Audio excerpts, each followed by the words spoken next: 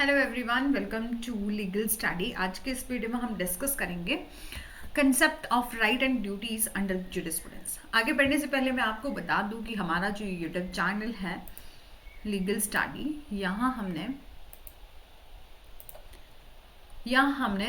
Topic wise jurisprudence को cover करने की कोशिश की है। आगे भी हम वीडियो अपलोडेड कर रहे हैं जिससे हमारा पूरा जुरिस्प्रूडेंस जो है वो कवर हो जाए।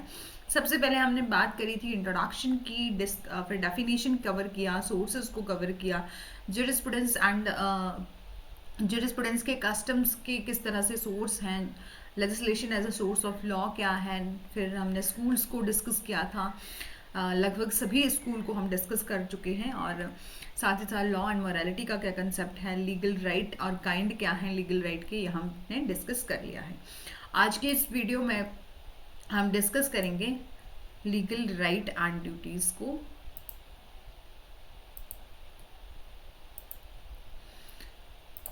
बात करते हैं the concept of the right and duties under jurisprudence. तो बोला है जो हमारा लॉ है वो प्रोटेक्ट करता है लीगल राइट को हर एक सिटीजन की, ठीक है।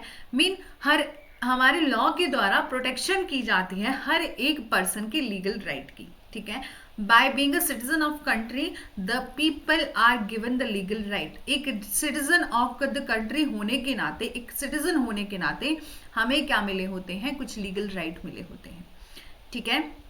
और उन्हीं के साथ बोला है हमारी रिस्पॉन्सिबिलिटी, राइट के साथ हमारी रिस्पॉन्सिबिलिटी होती है, हमारी ड्यूटी होती है कि हम किसी दूसरे के राइट को प्रोटेक्ट करें, इन्फ्रिंज ना करें, ठीक है। इन वेरी सिंपल वर्ड्स हम कह सकते हैं it means that the action which is permitted by law, मतलब कुछ जो है कुछ ना करने की, मतलब कुछ करने को जब परमिट किया जाता है लॉ के द्वारा तो वो होता है हमारा legal right and which is recognise और प्रोटेक्टेड बाय द स्टेट। और ऐसा राइट जो कि रिकॉग्नाइज है और प्रोटेक्टेड है बाय द स्टेट उसे हम लीगल राइट बोलते हैं, ठीक है।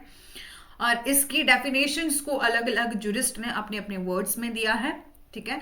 यहां से हमने सिंपली ये डिस्कस किया कि बोला है लॉ जो है वो प्रोटेक्ट करता है लीगल राइट को, लीगल राइट हर एक सिटीजन की, मतलब एक हम जो है वो सिटीजन है कंट्री के, तो सिटीजन होने के नाते हर एक पर्सन को कुछ राइट दिए गए होते हैं। और हमें जब राइट दिए होते हैं तो हमारी ड्यूटी भी है कि हम हर एक सिटीजन के, हर एक इंडिविजुअल के राइट को प्रोटेक्ट करें, ठीक है। बात करते हैं according to Salmond and according to Gray, इन दोनों ने क्या डेफिनेशन दी है लीगल राइट को लेकर। बोला है लीगल राइट क्या है, एक इंटरेस्ट है जो कि प्रोटेक्ट किए जाते हैं और रिकॉग्नाइज होते हैं by the rule of law, ठीक है। It is an interest which has its duty and disregard which is wrong, ठीक है। ये डेफिनेशन दी है सालमंड ने। एंड ग्रे जो है वो बोलते हैं अ legal right is that power, कि लीगल राइट को उन्होंने क्या बोला है कि वो पावर है। बोला है लीगल राइट क्या होता है, पावर होती है पर्सन की। The man has to make a person और अ पर्सन टू डू और restrain from doing certain act, कि एक ऐसी पावर है जिसमें किसी मनुष्य को, किसी इंसान को कुछ पावर दी होती है कुछ करने की और कुछ ना करने की, ठीक है। वो होते हैं हमारे लीगल राइट, जिसमें हमें प्रोहिबिट, रिस्ट्रेन किया होता है कुछ ना करने से, ठीक है, कुछ करने से और कुछ ना करने से, ठीक है। वो होते हैं लीगल राइट। एंड जो पावर है वो अराइज होती है फ्रॉम सोसाइटी से, imposing the legal duty and upon a person और अ पर्सन ही states that the right is not an interest itself, it means to enjoy the interest secured, ठीक है। ये बात करी हमारे ग्रे साहब ने।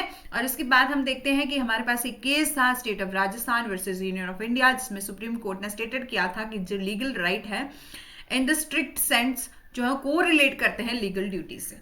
इन्होंने इस केस में बोला है सुप्रीम कोर्ट ने कि लीगल जो राइट है वो कोरिलेट करते हैं लीगल ड्यूटी से, और जो लीगल राइट है वो डिफाइन है as a interest which the law protect by imposing the duty.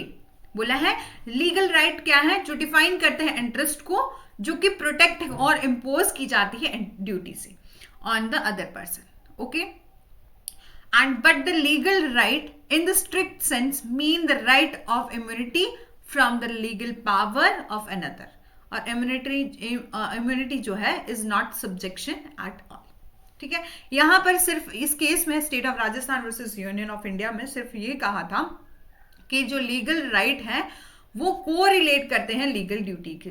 जब जब हम जो सिटीजन है, हम जो एज अ पर्सन हमें जो राइट मिलता है, तो हमें साथ साथ में हमसे कुछ ड्यूटी भी इम्पोज की जाती है। हमें हमारी ड्यूटी है कि हम किसी दूसरे पर्सन के लीगल राइट को प्रोटेक्ट करें, उसको इन्फ्रिंज ना करें। ठीक है, बात करते हैं थ्योरीज ऑफ द राइट की। वेरी इंपॉर्टेंट टॉपिक है theories of the right. There are basically two main theories हैं, एक तो विल थ्योरी, दूसरा है इंटरेस्ट थ्योरी। विल थ्योरी में बोला है, इस थ्योरी के अकॉर्डिंग जो राइट है उसे इमर्ज किया है फ्रॉम द ह्यूमन विल। ऐसा माना गया है कि जो ये विल थ्योरी है वो इमर्ज होती है एज अ कि किससे निकलती है, ह्यूमन विल से निकलती है हमारी विल थ्योरी।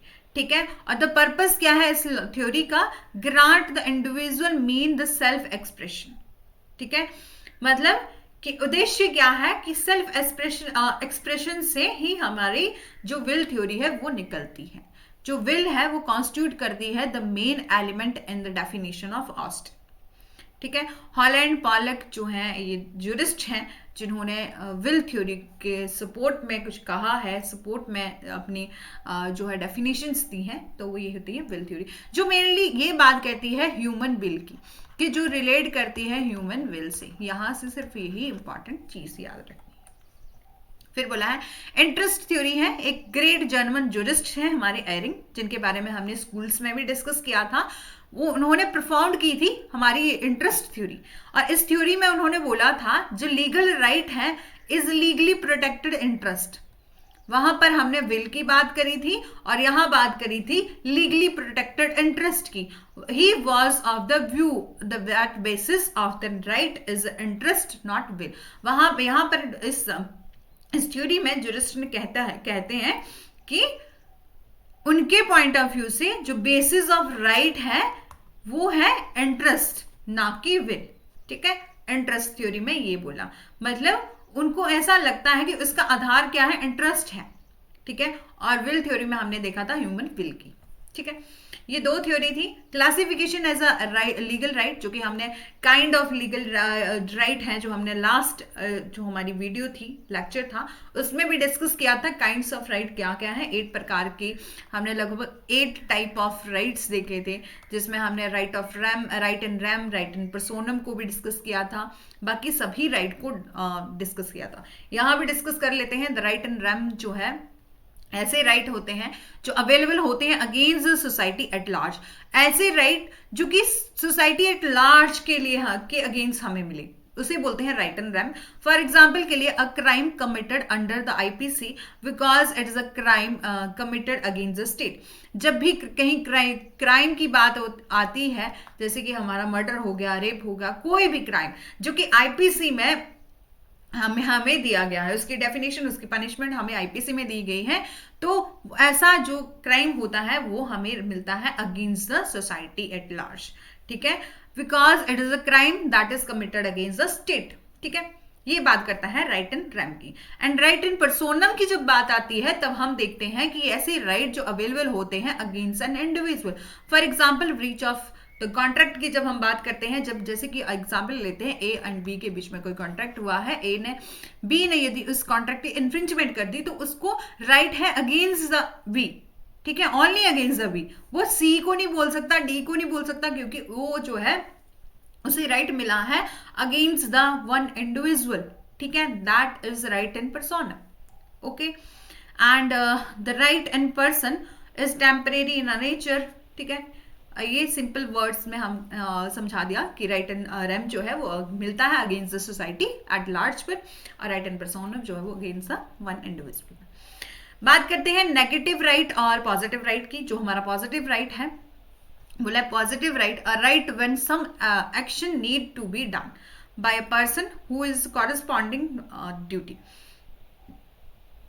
पॉजिटिव राइट क्या होते हैं, जहां पर हमें कुछ काम करने के लिए कहा जाता है, पॉजिटिवली हमें कुछ काम करने के लिए बोला जाता है, वो होते हैं हमारे पॉजिटिव राइट। और जिसमें बोला है the person on whom the duty lies must perform some positive act. ठीक है, बोला है जहां पर आपको कुछ पॉजिटिव एक्ट करने के लिए कहा जाता है वो होती है हमारे पॉजिटिव राइट। और वहीं बात करें नेगेटिव राइट की, तो नेगेटिव राइट में हमें कुछ ना करने के लिए, बोले कुछ करने के लिए प्रोहिबिट किया जाता है, दैट इज नेगेटिव राइट। ये कोरिलेट करते हैं नेगेटिव ड्यूटी से, और the person on whom such duty is impose to restrain from performing certain act, जहां पर रिस्ट्रेन किया जाता है हमें परफॉर्म करने के लिए कुछ एक्ट को। फॉर एग्जाम्पल के लिए हमारे पास राइट टू ड्राइव कार, मतलब हम क्या है अपनी मर्जी से कोई भी व्हीकल जो है वो ड्राइव कर सकते हैं, दैट इज हमें पॉजिटिव राइट मिला हुआ है। लेकिन हमें राइट है कि हम क्या कर सकते हैं, right to drive a car या कोई भी व्हीकल, देन हमारी ये ड्यूटी भी है, हमारे ये राइट है कि हम जब भी ड्राइव करेंगे तो विदाउट हमारे पास लाइसेंस नहीं है तो हम उसको ड्राइव नहीं कर सकते। That is a negative right, जहां पर हमें प्रोहिबिट किया गया है कि जब तक हमारे पास लाइसेंस नहीं होगा तब तक हम उस कार को या किसी भी व्हीकल को ड्राइव नहीं कर सकते, लीगली तौर पर हम बात कर रहे हैं तो, ठीक है। जिसमें हमें कुछ करने के लिए प्रोहिबिट किया गया है, मतलब हमारे पास लाइसेंस नहीं है तो हम क्या कर सकते हैं, उस व्हीकल को ड्राइव नहीं कर सकते, ठीक है। और that is a negative right, okay. That is the common difference between the negative and the positive and negative right, ठीक है। आई होप आपको समझ में आया होगा। बात करते हैं personal and property right. Personal right क्या होते हैं, जैसे कि right to the respect of honour of the right, और personal right have no economic value, जिसकी इकोनॉमिक वैल्यू नहीं होती, ऐसे राइट जो रिलेट करते हैं पर्सनल स्टेटस से। फॉर एग्जाम्पल के लिए right to live with a dignity, right to freedom, right to freedom of speech and expression की जब बात आती है, जैसे राइट जो रिलेट करते हैं पर्सनली, किसी पर्सन से रिलेटेड करते हैं, ठीक है।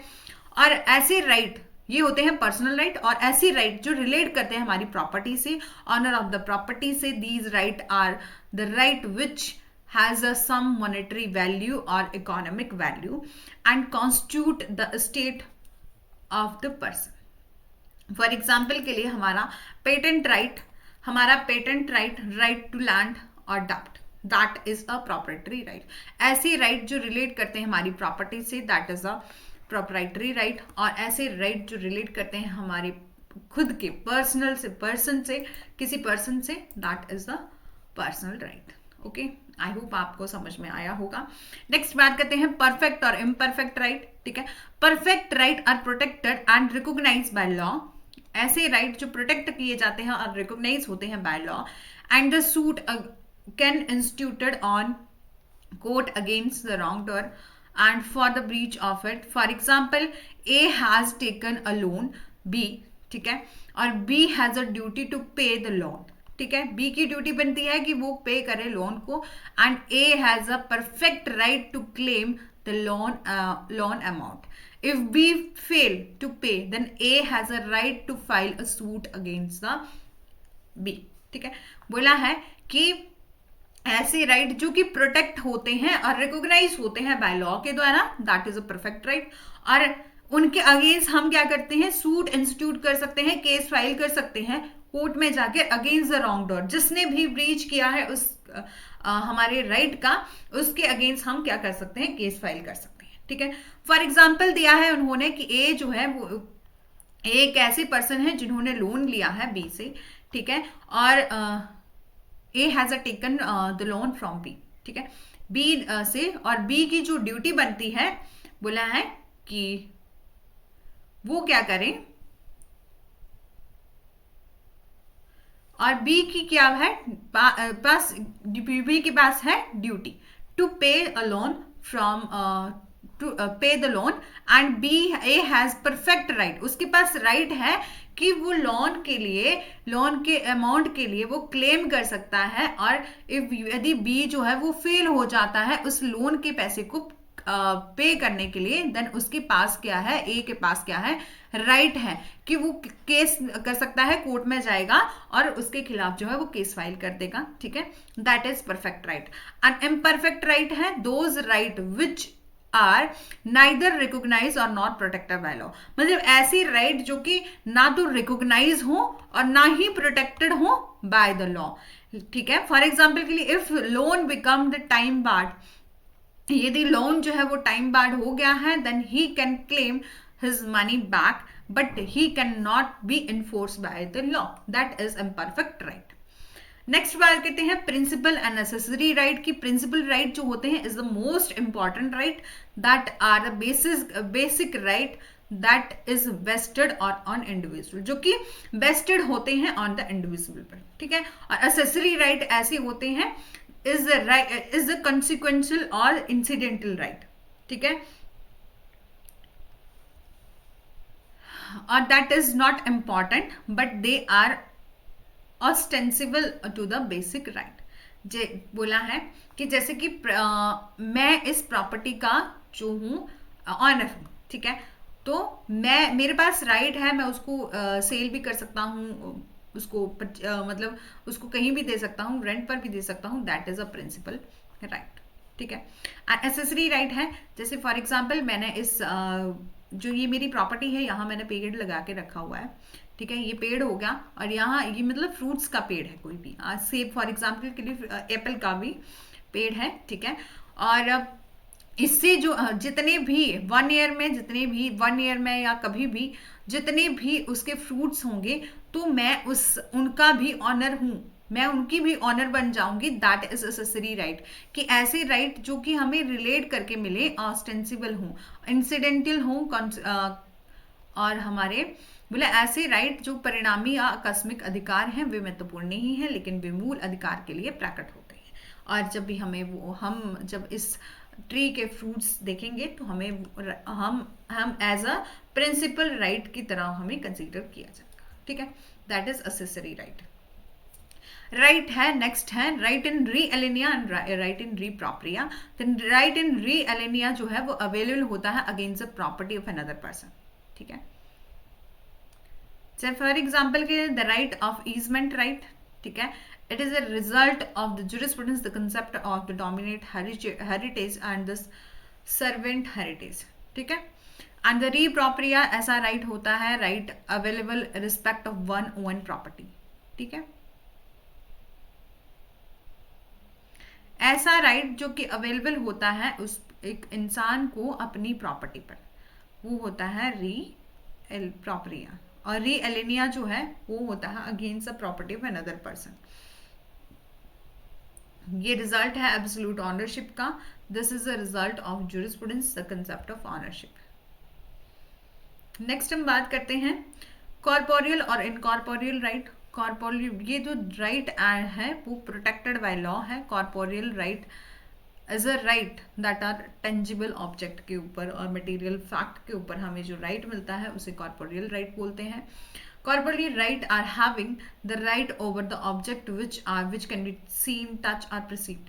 मतलब हमें ऐसी प्रॉपर्टी पर राइट मिलता है जिसको हम टच कर सकते हैं, देख सकते हैं, वो होती है कॉर्पोरियल प्रॉपर्टी, कॉर्पोरियल राइट. जैसे कि हमें कार, हाउस, इन पर जो राइट मिलता है वो होता है कॉर्पोरियल. और इनकॉर्पोरियल इन ऐसी चीज़ों पर हमें राइट होता है जिनको कि हम क्या कर सकते हैं, which can not be touch and seen. For example के लिए राइट टू रेपुटेशंस और हमारे पेटेंट के राइट जो होते हैं और the patent copy rights that is also included in incorporeal right. Next है legal and equitable right. Legal right are protected by the common law. ऐसे राइट जो प्रोटेक्टेड होते हैं by the common law, for जैसे कि court of England common law जो है वो depend upon the usages and the custom. ठीक है. इक्विटेबल राइट जो होते हैं वो प्रोटेक्टेड होते हैं ऑन इक्विटी, कोर्ट और अदर लॉ, कोर्ट और द कोर्ट ऑफ चांसलर के द्वारा. ठीक है. The basic principle of the natural justice, equity, good conscience की बात आती है तो that is equitable justice, equitable right.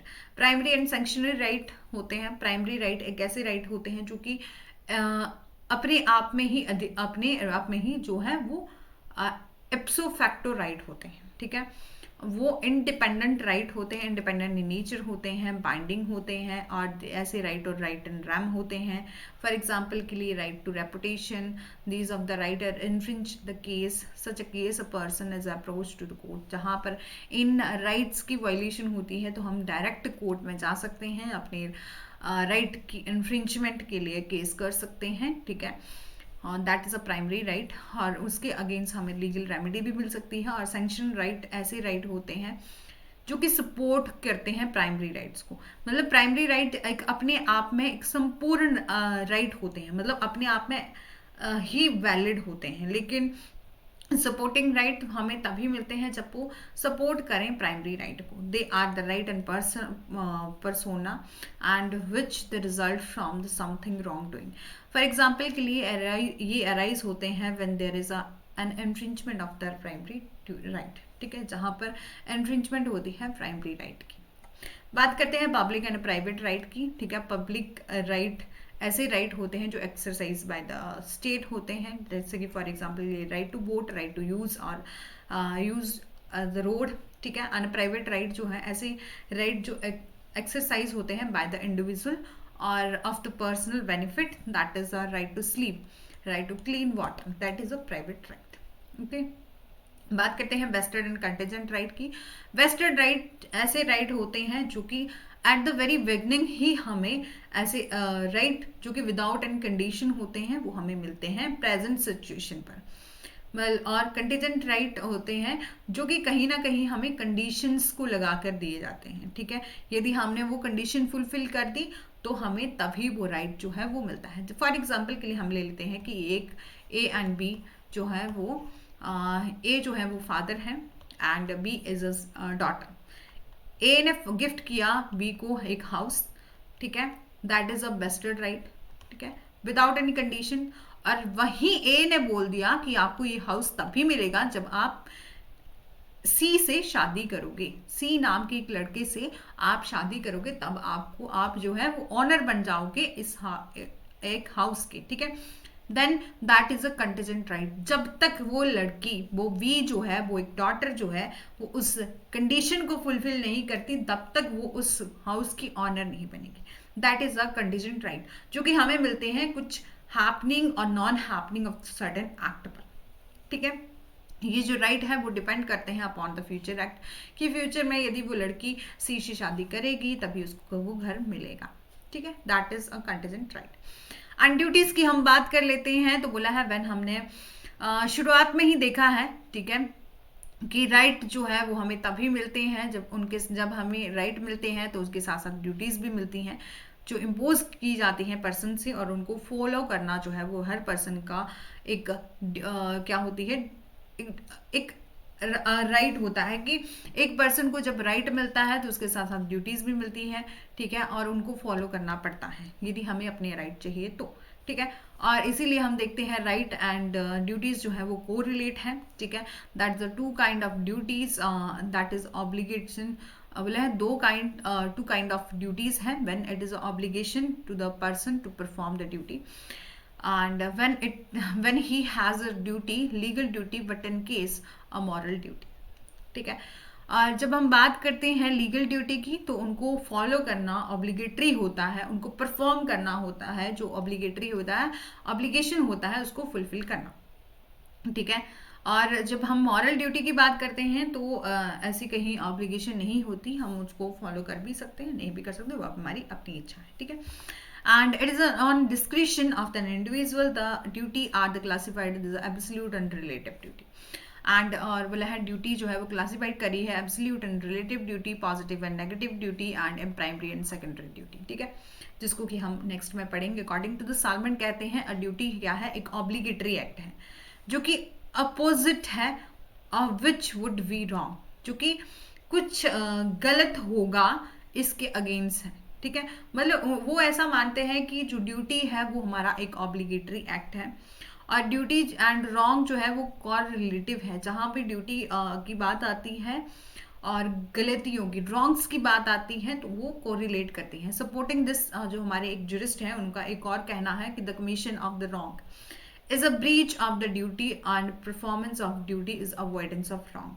बोला है कमीशन ऑफ रॉन्ग क्या है, ब्रीच है ड्यूटी की, और जब हम परफॉर्मेंस करते हैं ड्यूटी की तो ये अवॉइडेंस करता है रॉन्ग को, ठीक है। अकॉर्डिंग टू कीटन जो है वो ये कहते हैं कि एक ड्यूटी जो है वो एक एक्ट ऑफ फॉरेंस है which is enforce by the state in respect of the right vested in another and the breach of which is wrong act, ठीक है, दैट इज से इन अ कीटन, ठीक है, from and according to the professor Dice जो है, dicey जो है वो कहते हैं कि एक ड्यूटी क्या है, एक स्पीसीज ऑफ ऑब्लिगेशन है, ठीक है, स्पीसीज ऑफ ऑब्लिगेशन है ड्यूटी। एंड पीपल जो है वो ओवे करते हैं इट ड्यू टू एडोलेसेंस, ठीक है, सिंपैथी, फेयरनेस एंड रीजन। बोला है कि लोग उसको तो फॉलो करते हैं कि उनको क्या होना, सिंपैथी का हो या फेयर हो या रीजन हो कोई ना कोई, तब उस ड्यूटी को मतलब उसे फॉलो किया जाता है, तो उसे बोलते हैं हम duty.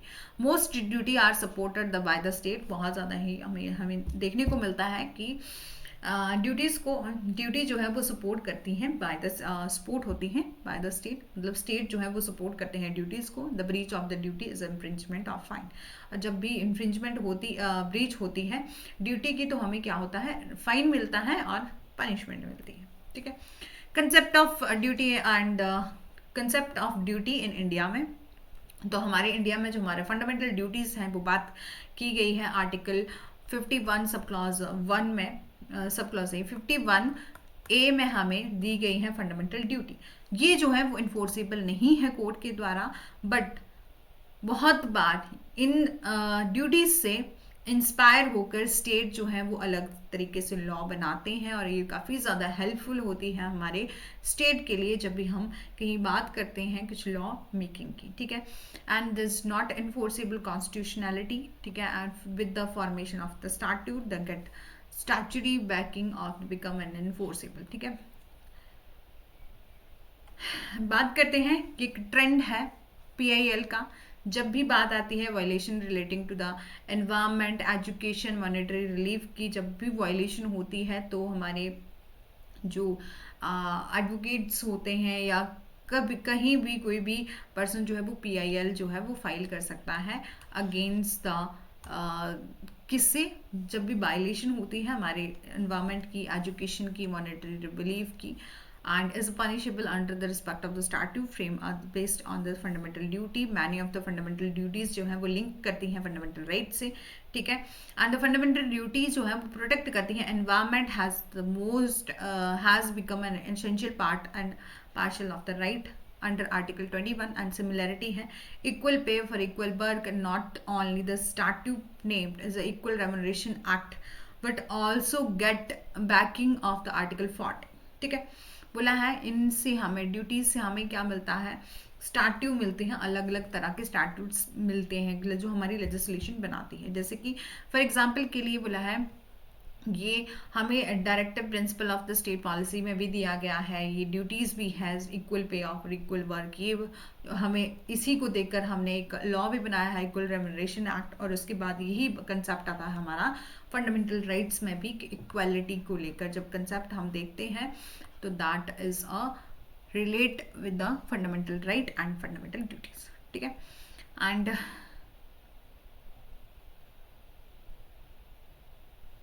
This is how to interplay and interlink the right and duty. बोले इससे हमें पता चलता है कि जो हमारी राइट एंड ड्यूटी जो है वो इंटरलिंक है, ठीक है। And when a person is required to fulfil the two duties that are that same time and following guidelines, ठीक है। पहले तो बोला है ड्यूटी किस लिए होनी चाहिए, टुवर्ड द गॉड होनी चाहिए, given the priority over those toward a man, ठीक है। फिर बोला ड्यूटी जो है वो सिक्योर करे पब्लिक ऑर्डर को, common good have the priority over those the safe guard of individual. फिर बोला है ड्यूटी टुवर्ड होनी चाहिए फैमिली की, रिलेटिव्स की, like a president, and over those toward the strangers, ठीक है। एंड ड्यूटी जो है duty of the greater importance take president to those lesser importance, ठीक है। और ड्यूटी जो है वो बेस करती होनी चाहिए higher law take the precedence over the those coming from the lower, ठीक है। कैरेक्टरिस्टिक्स क्या है ड्यूटी की, बोला है ड्यूटी को हम एक ऐसा मानते हैं कि duty is a responsibility to fulfil, एक जिम्मेदारी है जिसे पूरा किया जाना चाहिए, ठीक है। और it is a guideline, a prescriptions to be followed which details और कंडक्ट, ठीक है, and which must be followed when fulfilling duty and which are moral or social natural nature। Professor Fuller है जिन्होंने बताया है ड्यूटी शुड बी जर्नल होनी चाहिए, through limited exceptions are permissible, ठीक है, शुड बी प्रोमलगेटेड होनी चाहिए, शुड बी प्रोस्पेक्टिव और इंटेंजिबल होनी चाहिए, मस्ट बी कांस्टेंट होनी चाहिए, इट शुड बी कैपेबल और फुलफिलमेंट और cognate with the inner morality. Classification क्या है ड्यूटी की? Legal and moral. ठीक है, बोला है लीगल ड्यूटी क्या है? Advisory of the legal wrong, it is recognise by the law for administration of justice. Similarly जब हम मोरालिटी के मॉरल ड्यूटी की बात करते हैं तो ये हमारी बिल्कुल ऑपोजिट है, but not recognize by law. Legal duty की जब हम बात करते हैं तो वो लीगल रिकोगनाइज बाय लॉ है, लेकिन मॉरल ड्यूटी की बात करते हैं नॉट रिकोगनाइज बाय लॉ है। ठीक है, सो our duty can be legal but not moral. ठीक है, vice versa. So by the operation of law it is a mandatory to perform the legal duty but not a moral duty.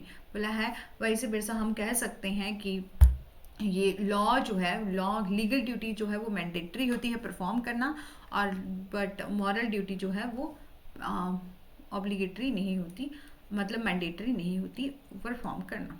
ठीक है, for example के लिए बोला है हम क्या है सेलिंग कर सकते नहीं कर सकते, और मिलावट वाली कोई चीज़, फॉर एग्जाम्पल के लिए हाँ दूध बोला है, मिल्क को लिया है, ठीक है, that is a legal duty, and not wasting a paper is हमारी moral duty, and there is a punishment for former and not for letter.